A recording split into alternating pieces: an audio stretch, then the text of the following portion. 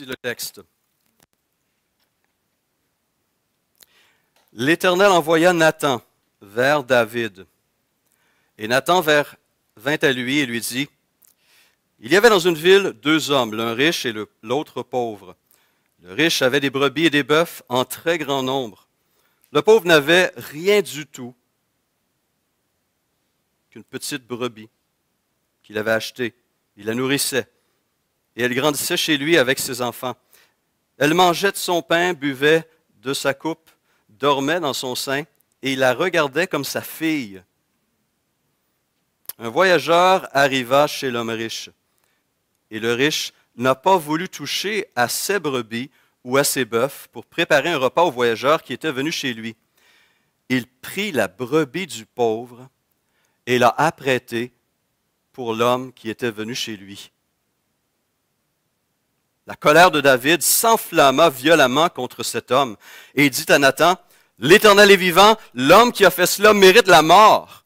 Et il rendra 4 brebis pour avoir commis cette action et pour avoir été sans pitié. » Et Nathan dit à David, « Tu es cet homme-là. Ainsi par l'Éternel, le Dieu d'Israël, je t'ai oint pour roi sur Israël, je t'ai délivré de la main de Saül, je t'ai mis en possession de la maison de ton maître, j'ai placé dans ton sein les femmes de ton maître, et je t'ai donné la maison d'Israël et de Juda. Et si cela n'avait été peu, j'y aurais encore ajouté. Pourquoi donc as-tu méprisé la parole de l'Éternel en faisant ce qui est mal à ses yeux?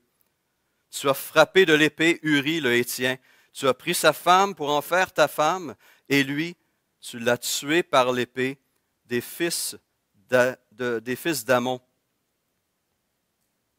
Quelle parole de condamnation!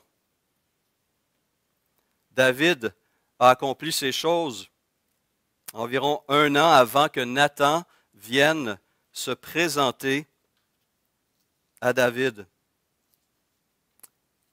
Et on peut se demander comment David a vécu cette quasi-année de silence et de retrait spirituel. Eh bien, dans le psaume 51, nous avons la réaction de David à ce reproche que Nathan lui a adressé. Et le résultat est encourageant. Et ce psaume, le psaume 51, est un psaume de repentance. Et j'aimerais que nous écoutions les paroles qui sont sorties de la bouche de David au moment où Nathan est venu le confronter avec son péché. Et les premiers versets démontrent ce contexte. Au chef des chants, psaume de David, lorsque Nathan le prophète vint à lui après que David fut allé vers Bathsheba. « Ô Dieu, aie pitié de moi dans ta bonté. Selon ta grande miséricorde, efface mes transgressions. Lave-moi complètement de mon iniquité et purifie-moi de mon péché. Car je reconnais mes transgressions et mon péché est constamment devant moi. J'ai péché contre toi seul et j'ai fait ce qui est mal à tes yeux, en sorte que tu seras juste dans ta sentence, sans reproche dans ton jugement.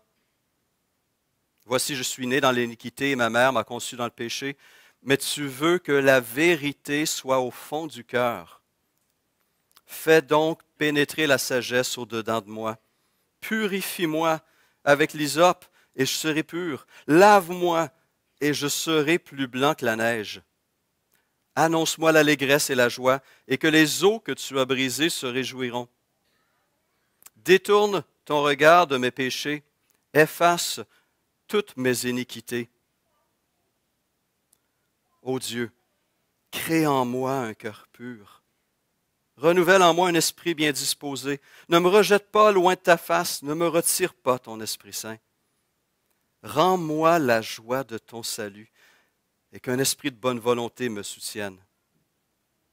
J'enseignerai tes voies à ceux qui les transgressent et les pécheurs reviendront à toi. Ô Dieu, Dieu de mon salut, délivre-moi du sang versé et ma langue célébrera ta miséricorde. Seigneur, ouvre mes lèvres et ma bouche publiera ta louange. Si tu avais voulu des sacrifices, je t'en aurais offert. Mais tu ne prends point plaisir aux holocaustes. Les sacrifices qui sont agréables à Dieu, c'est un esprit brisé. Ô Dieu, tu ne dédaignes pas un cœur brisé et contrit. Répands par ta grâce tes bienfaits sur Sion, bâtis les murs de Jérusalem. Alors, tu agréeras des sacrifices de justice, des holocaustes et des victimes tout entières. Alors on offrira des taureaux sur ton autel. Prions. Seigneur, on te remercie pour ce psaume qui nous permet d'aller au cœur même des pensées secrètes de David, à un moment où cet homme, selon le cœur de Dieu, comme il a été décrit dans les Écritures, a profondément violé ta parole, a commis des péchés particulièrement répréhensibles. Et pendant près d'1 an, a vécu sur la touche, dans un silence oppressant, dans une culpabilité écrasante. Mais merci parce que tu ne l'as pas laissé là. Et tu es intervenu par ton prophète Nathan. Parle-nous ce matin, s'il te plaît, maintenant, par cette parole, parce que nous aussi, nous en avons besoin. Amen. Nous poursuivons ce matin une petite série. C'est le 3e message de la série Plus que vainqueur en Jésus-Christ. Vous reconnaîtrez cette expression qui est tirée de Romains 8, 37, n'est-ce pas? Qui nous rappelle qu'en Jésus-Christ, et grâce à l'amour, à la compassion de notre Dieu, nous sommes plus que vainqueurs par le Seigneur Jésus-Christ. Nous sommes plus que vainqueurs sur ces forces et ces influences qui cherchent de nous séparer de Dieu et de nous écraser, de nous garder dans un esprit d'abattement. Nous avons vu le 30 juillet dernier, à partir de Philippiens 4, 4 à 9, comment vaincre nos inquiétudes. Nous avons vu le 6 août dernier, à travers l'appel que Dieu a lancé à Moïse en Exode 3 et 4, comment vaincre nos sentiments d'incompétence. Et je dois vous dire que j'ai été frappé par la réaction suite à ce sermon. Depuis que je suis à Québec, depuis 9 ans, peu de sermons ont suscité autant de réactions positives et immédiates. Nous sommes plusieurs à vivre ces sentiments et à rechercher une image plus vraie, plus solide, plus saine de nous-mêmes devant Dieu. Et ce matin, donc, je veux poursuivre cette réflexion en répondant à la question « Comment peut-on vaincre nos sentiments de culpabilité ?» Alors, qu'est-ce que la culpabilité selon le Larousse?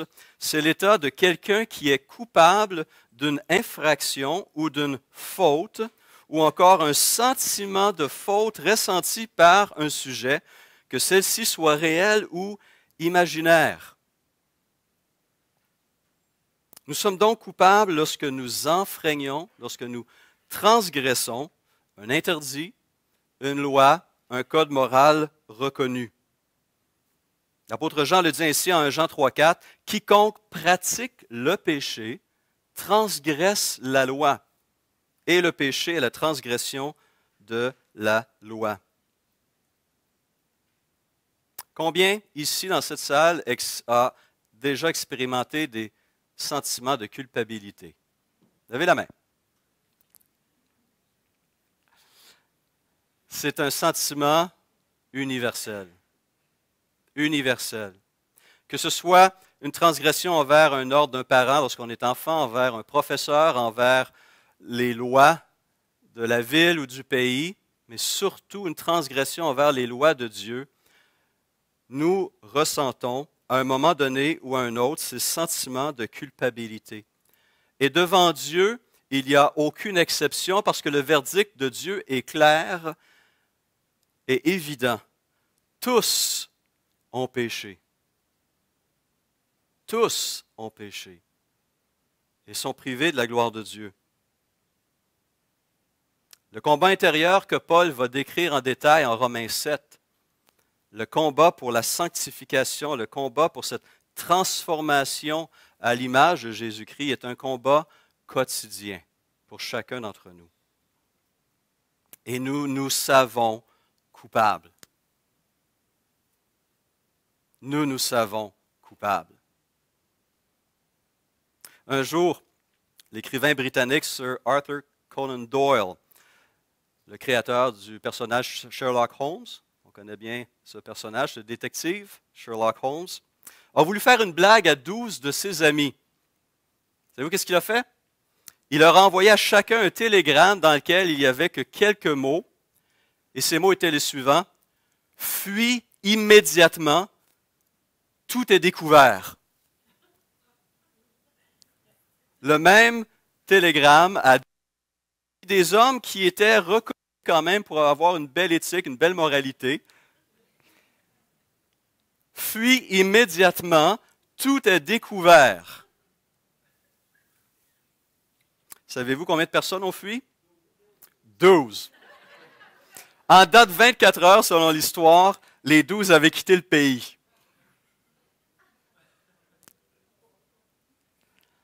On se sait coupable. Non seulement on se sent coupable, mais on se sait coupable. On le sait aussi parce que Dieu nous a donné une faculté très particulière. C'est un don qui s'appelle la conscience.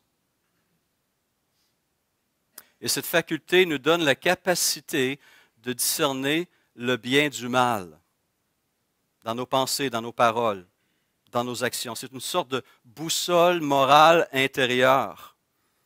Et notre conscience est à notre esprit ce que le système nerveux est à notre corps. C'est un système d'alarme qui nous dit lorsque quelque chose ne va pas. Paul dira en Romains 2, 14, « Quand les païens qui n'ont point la loi de Moïse, font naturellement ce que prescrit la loi, ils sont, eux qui n'ont point la loi, une loi pour eux-mêmes. Ils montrent que l'œuvre de la loi est écrite dans leur cœur, leur conscience en rendant témoignage et leurs pensées s'accusant ou se défendant tour à tour. » Nous avons ce code moral. Nous avons été créés des créatures morales. Ce que nous faisons, ce que nous disons a toujours des conséquences, a toujours un impact sur nous-mêmes, sur les autres et sur Dieu. Et si je sais que j'ai enfreint la volonté morale clairement révélée de Dieu dans les Écritures, ma conscience va me le dire. Et ces sentiments de culpabilité chez une personne saine, dans la majorité des cas, va ressentir ces sentiments de culpabilité. Alors, la vraie culpabilité, parce qu'il y a une fausse culpabilité. Il y a des gens qui se sentent coupables de tout, et ils vont demander pardon pour la pluie qui est tombée hier, c'est parce que je n'ai pas prié pour qu'il y ait du soleil, je suis désolé. Hein, il y a des gens qui sont hypersensibles et qui se sentent constamment coupables. Je ne parle pas de ce type de culpabilité. Je parle d'une culpabilité authentique, réelle, suite à des pensées, des paroles ou des gestes qui ont enfreint la volonté morale de Dieu. Alors, comment peut-on traiter ces sentiments de culpabilité? Que fait-on avec? Qu'est-ce que Dieu nous demande de faire? Et comment peut-on vaincre ces sentiments qui nous écrasent et qui nous condamnent finalement? Eh bien, il y a une seule bonne façon. Il y a une seule façon de vaincre ces sentiments de culpabilité. Malheureusement, il y a plusieurs mauvaises façons de tenter de gérer ces sentiments de culpabilité. Regardons d'abord les mauvaises façons de les gérer. Et pour cela, je vous invite à prendre avec moi Genèse chapitre 3, qui nous amène à un moment crucial dans l'existence de l'humanité où nous retrouvons la chute, ce moment où le péché est entré dans le monde à travers Adam et Ève, lorsqu'ils ont désobéi à l'ordre clair de leur Créateur et de leur Dieu. Dieu leur avait donné un jardin d'Éden, un jardin où poussait toute la nourriture suffisante, dans une variété, une richesse, une variété de saveurs, de couleurs merveilleuses. Et il pouvait manger de tous les arbres, sauf d'un. Et cette seule exception est importante parce qu'elle permettait justement à Adam et Ève de manifester leur obéissance et leur confiance en Dieu en obéissant à cette interdiction, en démontrant leur soumission à sa volonté. Et Dieu les avait clairement mis en garde, si vous désobéissez, le jour où vous mangerez de ce fruit, le seul interdit, vous mourrez. Et donc, malheureusement, après un certain temps, ils ont désobéi. Et après avoir mangé le fruit interdit, on lit en Genèse 3, verset 7, que les yeux de l'un et de l'autre s'ouvrirent, ils connurent qu'ils étaient nus, et, ayant cousu des feuilles de figuier, ils s'en firent des ceintures. Alors ils entendirent la voix de l'Éternel, Dieu, qui parcourait le jardin vers le soir, et l'homme et sa femme se cachèrent loin de la face de l'Éternel Dieu, au milieu des arbres du jardin. Mais l'Éternel Dieu appela l'homme et lui dit, « Où es-tu? » Il répondit, « J'ai entendu ta voix dans le jardin, et j'ai eu peur, parce que je suis nu et je me suis caché. » L'Éternel Dieu lui dit, « Qui t'a appris que tu es nu? Est-ce que tu as mangé de l'arbre dont je t'avais défendu de manger? » L'homme répondit, « La femme que tu as mise auprès de moi m'a donné de l'arbre, et j'en ai mangé. » L'Éternel se tourne et regarde Ève. Dieu dit à la femme, « Pourquoi as-tu fait cela? » La femme répondit, « Le serpent m'a séduite et j'en ai mangé. » Dans ce texte-là, quelles sont les mauvaises façons de faire face à sa culpabilité qu'on peut identifier? L'accusation, le transfert du blâme. C'est pas ma faute, c'est la faute de l'autre. Hein? Et c'est un moyen tellement courant, n'est-ce pas? On transfère le blâme, on se sent accusé, on accuse en retour. C'est pas de ma faute. Ou bien on dit oui, mais. Et la famille Ouimet est une grande famille, hein?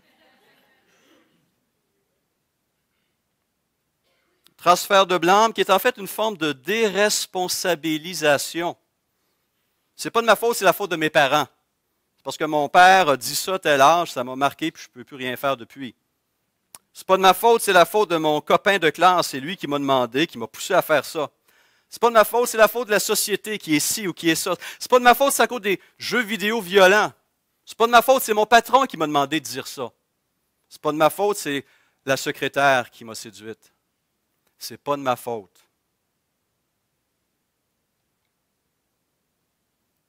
Comme le chroniqueur Mathieu Bock-Côté l'a dit à un moment donné, si Hitler avait été capturé aujourd'hui, on ne l'aurait pas condamné, on lui aurait donné des pilules. Ce n'est pas de sa faute, il est malade. Aujourd'hui, on déresponsabilise les gens et on les prive du moyen de reconnaître leur état et de changer. On en fait des victimes plutôt que des coupables. Ça ne règle rien. Le transfert du blâme, l'accusation. Quelle autre méthode Adam et Ève ont-ils utilisée?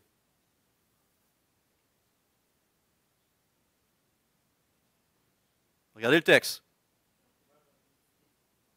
Ils ont couvert leur nudité, une forme de dissimulation, n'est-ce pas? Ils ont voulu cacher. Le fait que leurs yeux se sont ouverts, ils ont réalisé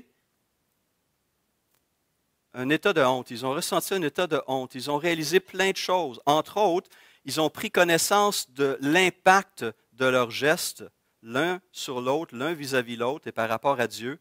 Et ils se sont dissimulés, cachés partiellement l'un et l'autre, mais ils se sont dissimulés aussi lorsque Dieu est venu.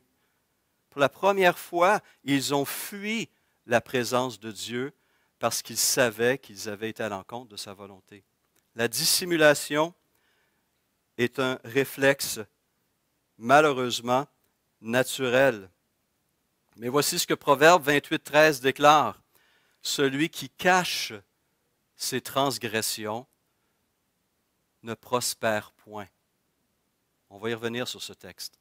Celui qui cache ses transgressions ne prospère point. Proverbe 28, 13. Donc, transfert de blâme, accusation, dissimulation, quoi d'autre? Dissimulation, pense à un autre élément, leur première action devant Jésus, devant Dieu, c'est la fuite. On fuit Dieu, n'est-ce pas? Lorsque je sais que j'ai enfreint, toutes sortes d'émotions remplissent mon cœur, sentiment de culpabilité, de regret, de honte. Et je crois que l'ennemi de nos âmes, Satan, va en profiter aussi. Et qu'est-ce qu'il veut faire? Il veut que nous fuyions. Il ne veut pas qu'on se réconcilie avec Dieu. Il veut qu'on reste dans cet état d'abattement, de découragement et de honte, et que notre rapport avec Dieu demeure profondément affecté. Et Adam et Ève, leur réaction était de fuir dès que Dieu est arrivé. Et une des mauvaises façons de réagir à ce sentiment, à ces sentiments de culpabilité, est justement la fuite. Comment un chrétien peut-il vivre cette fuite dans sa vie courante? Donnez-moi des façons dont on fuit Dieu.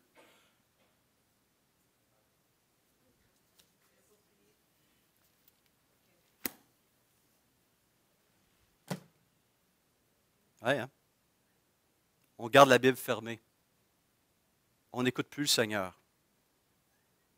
Parce que quand on l'ouvre, l'Esprit s'en sert pour nous convaincre à nouveau de notre besoin de repentance et de confession.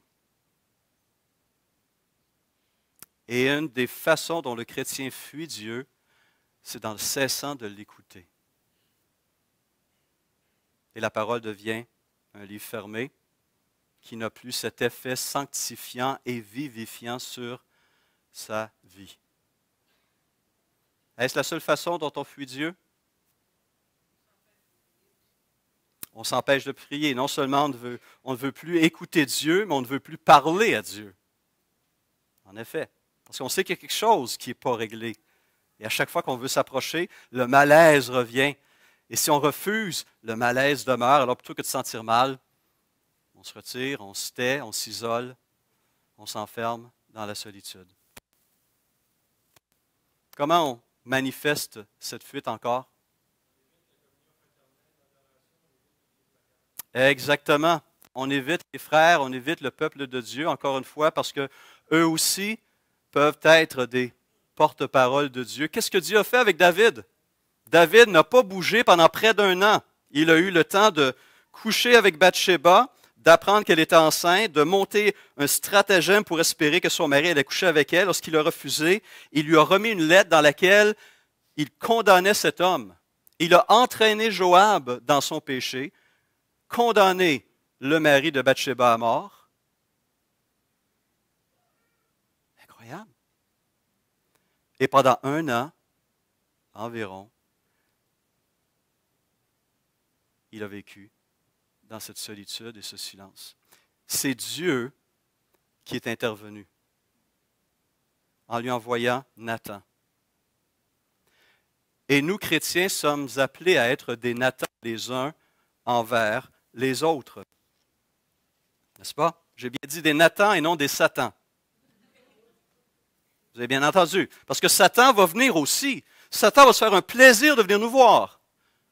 Mais qu'est-ce qu'il va faire? Tu es un ci, tu es un ça. Tu es un pourri, tu es un pouilleux, tu es un menteur, tu es un voleur. Tu devras avoir honte. Dieu est fâché. Tu es une poule mouillée. Satan va se faire un plaisir de venir nous voir, lui, et de nous accuser pour nous écraser. Mais un Nathan va faire quoi? Il va venir nous voir pour nous gagner. Il va mettre notre péché devant nous, mais non pas pour nous écraser, nous faire honte, mais pour nous amener à changer de cœur, à nous repentir et à restaurer notre relation avec notre Seigneur. Galates 6, 1 dit ceci, « Frères, si un homme vient être surpris en faute, vous qui êtes spirituels, redressez-le avec un esprit de douceur. Et Paul ajoute, prends garde à toi-même de peur que tu ne sois aussi tenté. Portez les fardeaux les uns aux autres et vous accomplirez ainsi la loi de Christ. Il reprenait essentiellement ce que Jésus avait écrit ou avait communiqué en Matthieu 18,15. Si ton frère a péché, certains manuscrits ajoutent contre toi, mais pas tous les manuscrits. Si ton frère a péché, va et reprends-le entre toi et lui seul. S'il t'écoute, tu as gagné ton frère. Le but, c'est de gagner son frère. Il y en a malheureusement qui ajoutent un mot. Puis là, ils viennent de tout perdre, de tout mélanger. Le but, c'est de gagner son frère. Ce n'est pas de gagner contre son frère. Hein? Juste un mot, des fois, ça change bien des choses. Hein? Transfert de blâme, accusation, dissimulation, fuite. C'est tout? La peur, oui, ils sont conscients. La peur, c'est un sentiment, une émotion normale. Hein? C'est un système d'alarme, encore une fois. C'est comme le système nerveux, je touche à quelque chose de très chaud, mes doigts vont me le dire, rapidement. Merci. J'aime pas la sensation, mais heureusement je l'ai. Ça me dit qu'il y a un problème et je dois y porter attention. Une dent, ou un organe, n'importe quoi. Qu'en est-il du déni? Ce n'est pas une autre réaction? Non, non, non, c'est pas vrai. Je suis coupable de rien. Et ça aussi, c'est une attitude qui est dénoncée dans la parole. 1 Jean 1,8.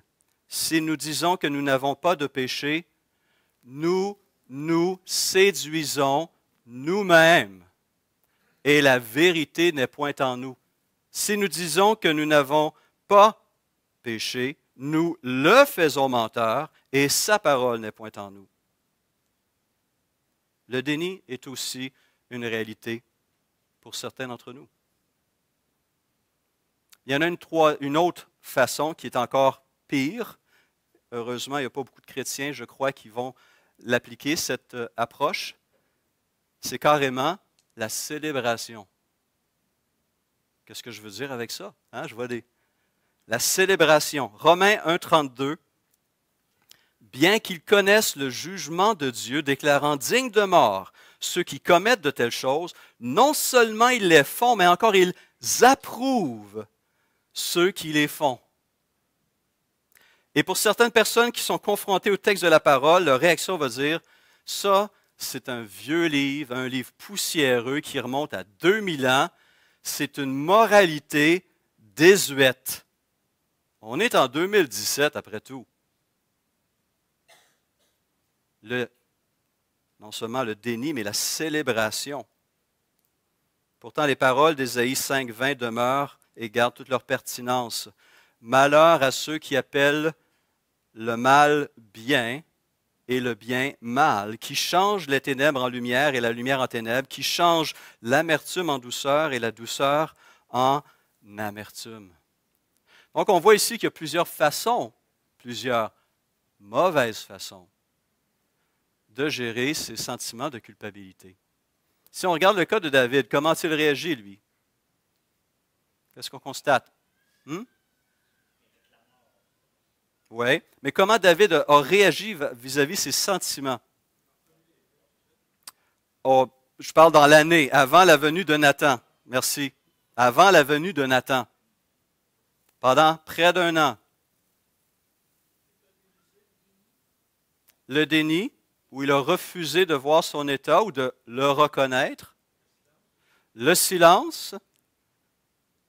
La fuite, et certainement, et la dissimulation. Plusieurs de ces choses, David, pendant près d'1 année, les a pratiquées. Mais avec quelles conséquences? À quel prix? Si nous empruntons cette voie, quelles vont être les conséquences sur notre vie et comment David a-t-il vécu ces quelques 12 mois de silence, de repli et d'éloignement spirituel? Eh bien, on le découvre à la lecture du psaume 51 dans ce qu'il demande à Dieu. Et regardons ensemble à nouveau ce psaume et voir qu'est-ce qu'il demande, qui manifeste un besoin, un désir ou un manquement dans sa vie. Versets 4, 9 et 12 dit ceci. Il prie, « Lave-moi complètement de mon iniquité et purifie-moi de mon péché. Purifie-moi avec l'hysope, verset 9, et je serai pur. Lave-moi et je serai plus blanc que la neige. » Verset 12, « Ô Dieu, crée en moi un cœur pur. » Comment David s'est-il senti durant tous ces mois? Sale, souillé.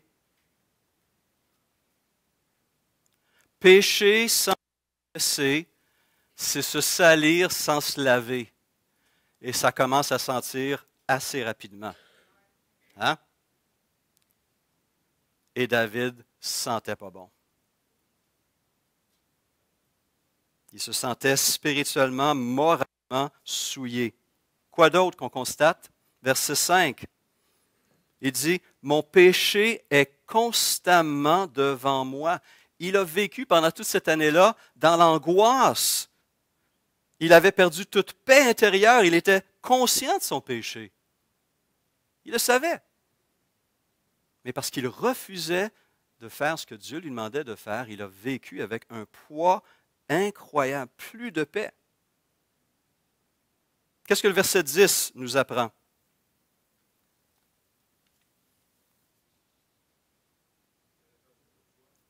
Oui, deuxième partie du verset 10, ou peut-être une autre version qui numérote différemment. Les eaux que tu as brisées, prie-t-il lorsqu'il lui pardonne, les eaux que tu as brisées se réjouiront. Dans un psaume parallèle qui fait suite au psaume 51 et qu'on devrait lire en parallèle aussi, le psaume 32, le psaume 51 parle d'un homme qui est confronté à son péché et qui se met à plaider avec Dieu pour le pardon. Le psaume 32 est le fruit de ce pardon reçu. La joie du pécheur pardonné dit, « Tant que je me suis tu, mes os se consumaient, je gémissais toute la journée, car nuit et jour, ta main s'apesantissait sur moi, ma vigueur n'était plus que sécheresse, comme celle de l'été. » Autrement dit, dans son corps même, pas juste dans son âme, mais dans son corps, il ressentait les effets de son péché. Il sentait un poids, il perdait toute vigueur, toute énergie, il traînait la patte. Le péché a des conséquences non seulement sur mon esprit, mais sur mon corps. Comme l'inquiétude peut créer des ulcères et toutes sortes de problèmes, je suis un être uni, corps, âme et esprit, et lorsqu'un aspect de ma personnalité est atteinte, elle touche un autre aspect de mon être. Et David le ressentait dans son corps.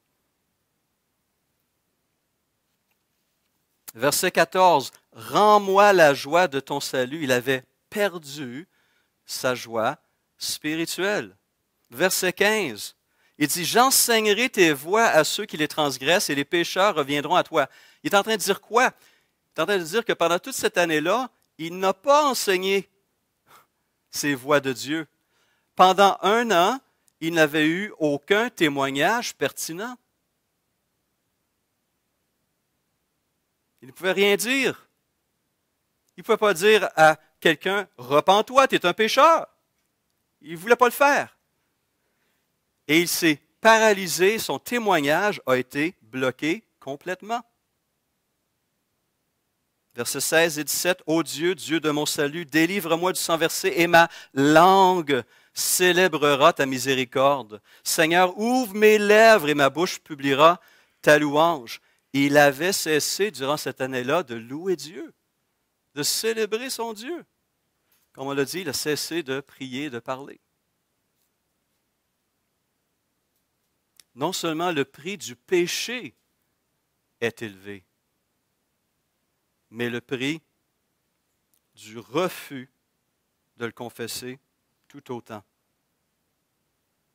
Alors, quelle est la bonne manière de gérer, de vaincre ces sentiments de culpabilité qui nous viennent de notre conscience, de la Bible, peut-être de frères, d'un Nathan, à cause d'une faute clairement commise? Comment puis-je vaincre ces sentiments? Je vous présente une série de mots qui commencent avec la lettre R, et vous allez bien comprendre. Premier R, repentance. Deuxième R, reconnaître sa faute, c'est-à-dire la confesser. Troisième R, lorsque c'est nécessaire, la réparation. Et ensuite, recevoir et reconnaître le pardon de Dieu. Premier R, premier mouvement, la repentance. Qu'est-ce que ce mot veut dire? Changer d'attitude, changer de mentalité, changer de façon de voir les choses. Ressentir une tristesse qu'on éprouve suite à ses péchés, la douleur d'avoir offensé Dieu. Et cette repentance est essentielle, non seulement pour recevoir le salut et le pardon de Dieu, mais pour maintenir sa relation avec son Seigneur et son Sauveur. Marc 1,15, le premier message de l'Évangile. Repentez-vous, changez d'attitude vis-à-vis le péché, vis-à-vis de Dieu. Repentez-vous et croyez à la bonne nouvelle. Jésus disait aux foules qui accouraient à lui, « Si vous ne vous repentez, vous périrez tous. » Également, Luc 13, 3. Et lorsque Pierre s'est levé, au jour de la naissance de l'Église, le dimanche de la Pentecôte, et a livré le premier sermon chrétien, Acte 2, 38, il leur a dit, « Repentez-vous. Repentez-vous. » Et que chacun de vous soit baptisé au nom de Jésus-Christ à cause du pardon de vos péchés. J'aime bien la manière que le nouveau dictionnaire biblique le dit. Il écrit « La repentance passe par la conviction de péché, un profond regret d'avoir offensé Dieu. Seul le Saint-Esprit peut produire cette conviction, selon Jean 16, 8, qui cite « Quand il sera venu, il convaincra, le Saint-Esprit convaincra le monde en ce qui concerne le péché, la justice et le jugement. » Le Nouveau Dictionnaire ajoute « Attristé lui-même, le Saint-Esprit, il répand sa tristesse dans le cœur qu'il veut gagner, et cette tristesse, selon Dieu, produit une repentance à salut dont on ne se repent pas. » Et on cite ici évidemment 2 Corinthiens 7, 9 et 10. Et cette repentance, ce changement de mentalité va naturellement se manifester dans la suite des temps parce qu'elle va produire des changements dans ma façon de vivre.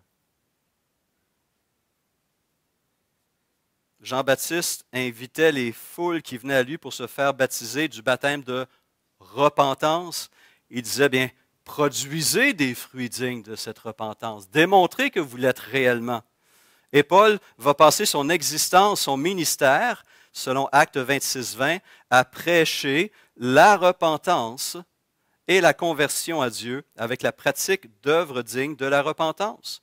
La repentance, ce changement d'attitude, est donc une condition essentielle, un premier mouvement pour vaincre ces sentiments de culpabilité. Le deuxième mouvement, on l'a mentionné, la reconnaissance de sa faute, la confession. David a résisté pendant près d'1 an. Quelle année pourrie il a vécu. Mais lorsque Dieu, dans sa bonté, a envoyé Nathan et a enlevé à David toute possibilité de mensonge, de camouflage, de vernis, lorsqu'il lui a mis sa faute en plein visage et les conséquences de sa faute, il a confessé. Il a confessé.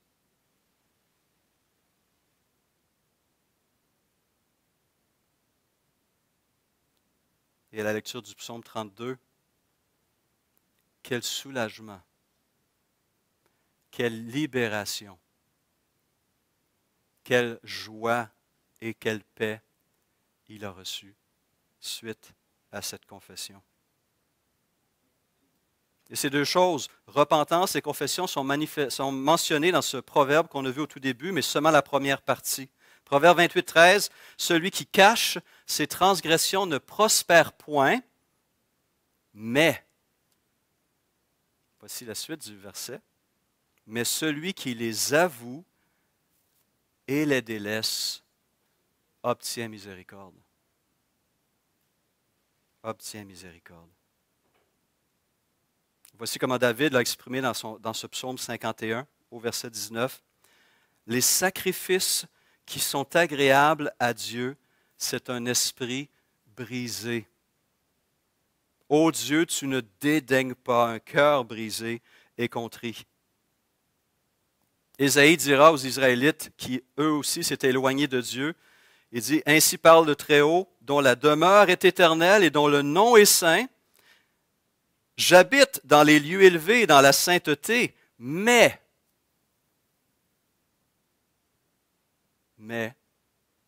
je suis avec l'homme contrit et humilié. » Pourquoi? Afin de ranimer les esprits humiliés, afin de ranimer les cœurs contrits. Si Dieu désire à nouveau mettre notre faute non confessée, notre péché non confessé dans notre visage, ce n'est pas pour nous écraser, c'est pour nous délivrer, de reconnaître notre état, de reconnaître la réalité des choses et de nous amener à changer d'attitude, à confesser et à obtenir cette libération, cette délivrance qu'il veut donner, qu'il souhaite donner à chacun d'entre nous.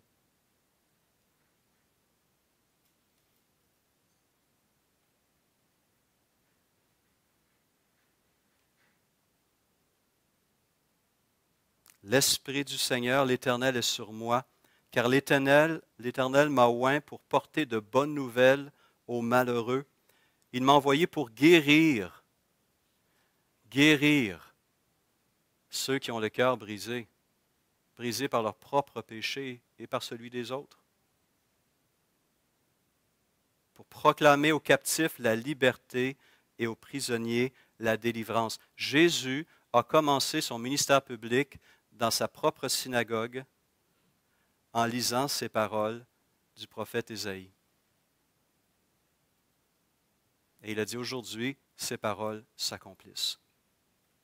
Il était celui que Dieu avait annoncé la venue et qui allait délivrer son peuple de ses péchés.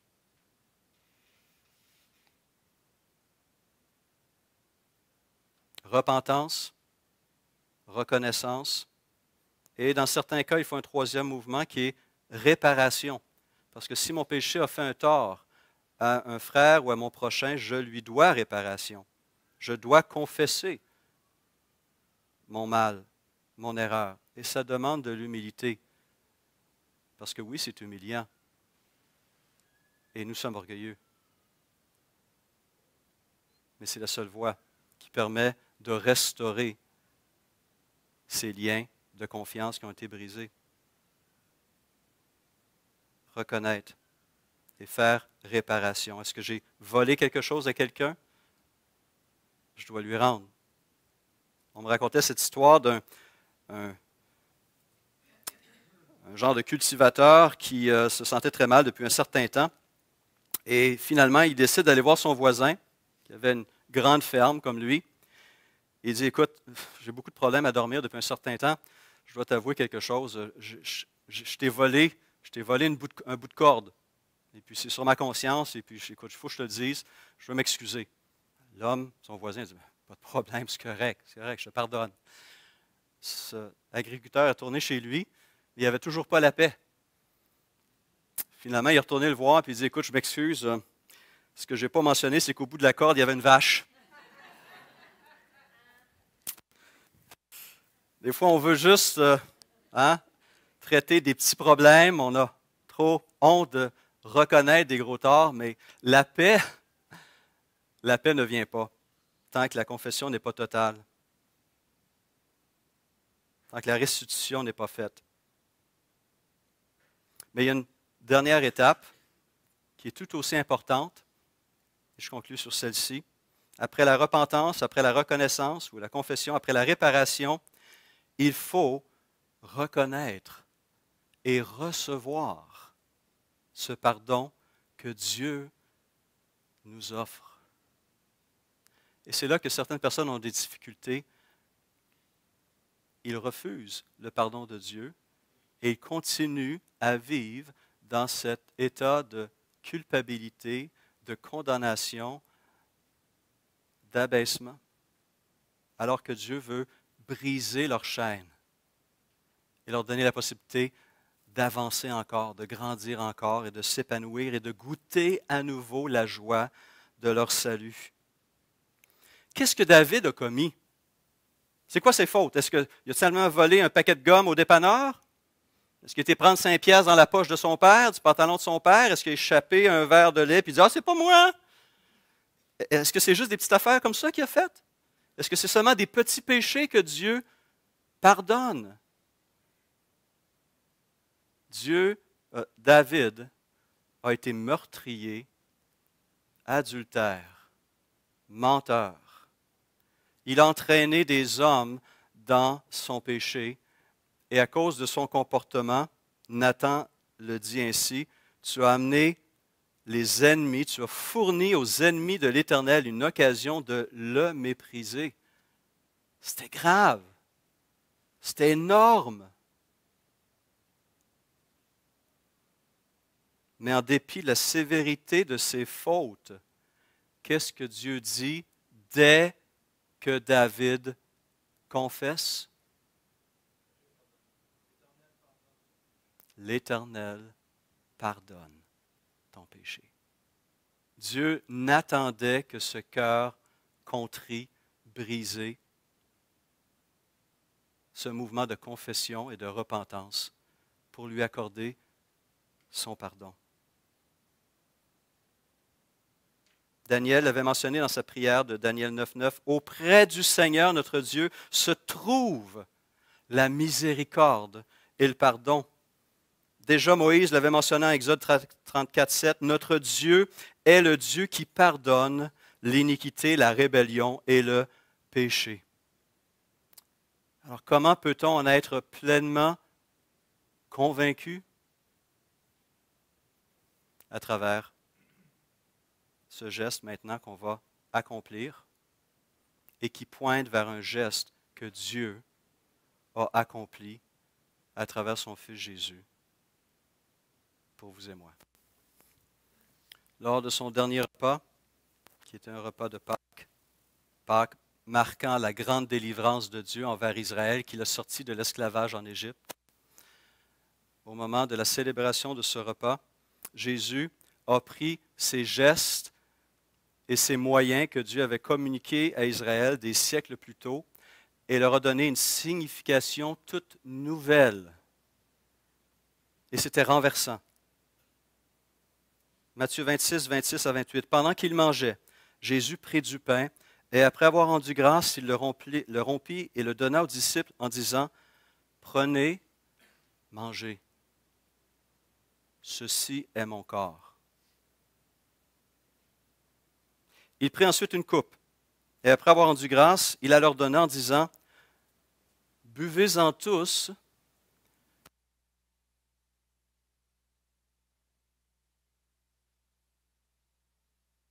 qui est répandu pour beaucoup, pour le pardon des péchés. »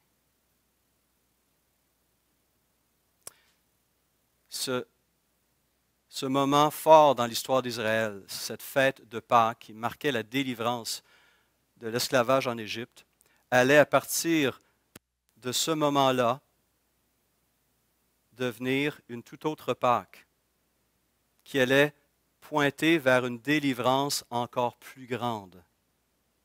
La délivrance que Jésus a apportée en mourant sur la croix, en subissant à notre place le jugement que nous méritions en tant que pécheurs.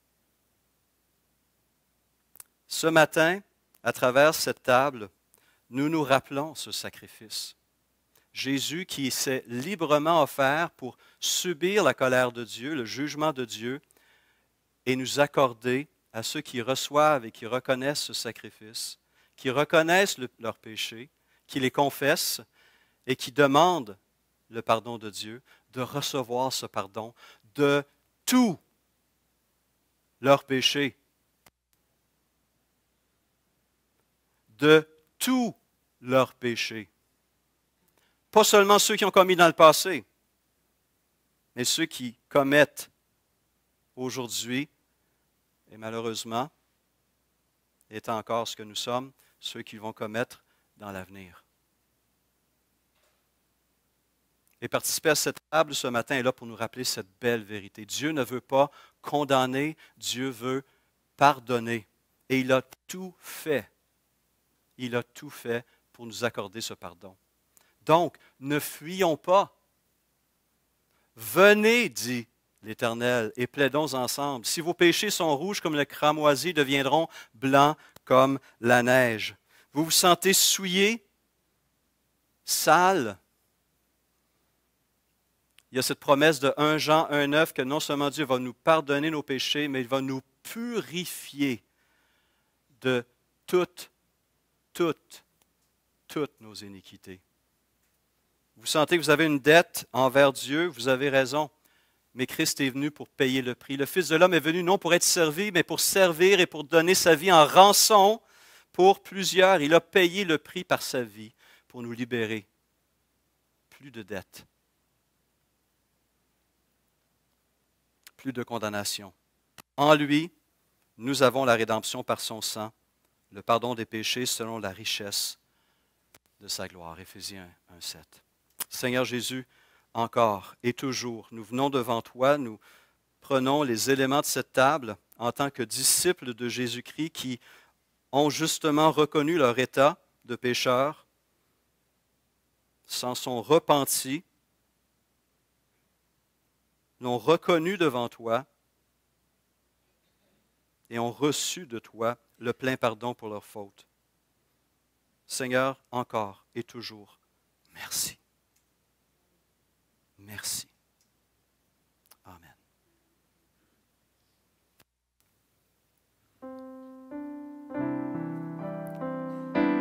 Pardon infini. Amour sans fin. Dieu a tant aimé le monde qu'il a donné son Fils. Prenons et mangeons. Et cette coupe est là pour nous rappeler ce sang versé, ce prix payé, cette vie offerte. Participons à ce repas et gardons devant nous cette croix et ce prix énorme payé par notre Sauveur.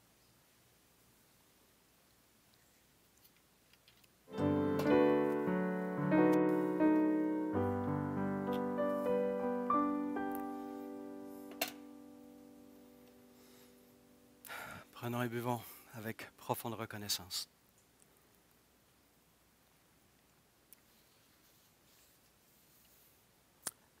Avec les saints de l'Ancien Testament, avec les saints du Nouveau Testament, avec nos frères et nos sœurs, ce matin, cette semaine et pour toujours, célébrons le pardon, la grâce de notre grand Dieu et Sauveur Jésus-Christ.